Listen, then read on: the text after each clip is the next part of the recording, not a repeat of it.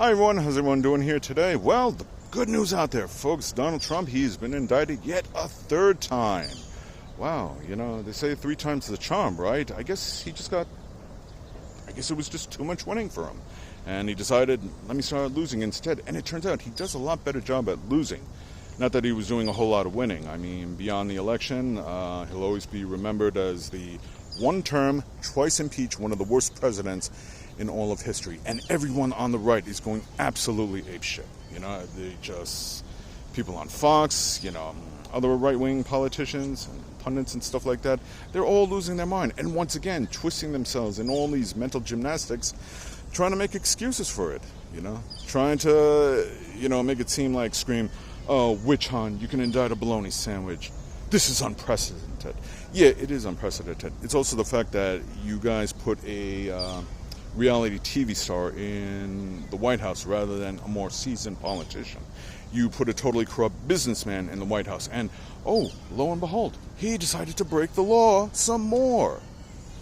So again, he did this to himself. And as I've talked about before, it's all a bunch of hypocrisy. And to certain politicians like Lauren Boebert, Marjorie Taylor Greene, who are trying to make excuses for it, or who his lawyers just say, well, he was a president, he's allowed to lie like that. Freedom of speech is one thing, but to misrepresent yourself like that to the point where you have no evidence, no, that isn't right. And I'm okay, like I said, when it comes to voting with recounts or audits. If you think there was a discrepancy or it might be a mistake and you want to go back and do a recheck, I'm all for it. But time and time again, he has made all these baseless voter fraud claims with no evidence. And by the way, this indictment, it's got nothing to do with free speech. I know Fox likes to keep throwing that around, but that's not the case like that, okay? All the fake electors they recently rounded up. That's part of it as well, so. And as I mentioned in an example before, if I was a good friend of Donald Trump, thank goodness I'm not, all right? I need friends like that who would need enemies. I would have said to him, like, during the election, I would say, bro, what are you doing calling up Georgia, asking them to find votes, okay? That doesn't sound right. Or the documents. Dude, what are you doing with all these documents? They're asking you to give them back. I suggest you give them back so you don't get yourself into any trouble. What, payment to a porn star? Well, everyone knows, Don, no offense, but everybody knows you're a pig anyhow, so...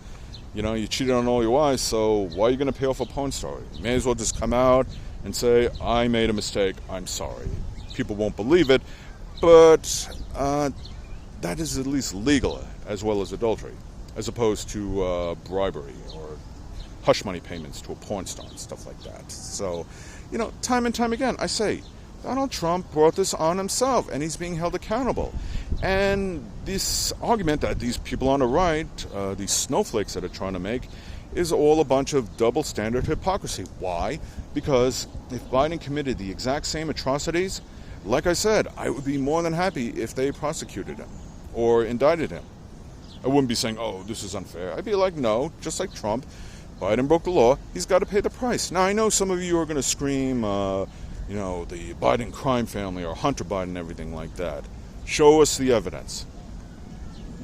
Or even better for Donald Trump, he'll have his day in court where after all those, 60 other court cases, he'll be able to present whatever evidence he has of widespread voter fraud. Let's see how that goes. I'm not going to speculate on the case, just like all the other previous indictments. I'm just going to wait to see how it unfolds. This whole reaction from the right, does it surprise me? No, not at all. It's pretty typical of them, to behave in such a way. But if the shoe was on the other foot, we know exactly how they'd be reacting. Saying, lock him up, this and that, completely turning a blind eye to Trump's crime.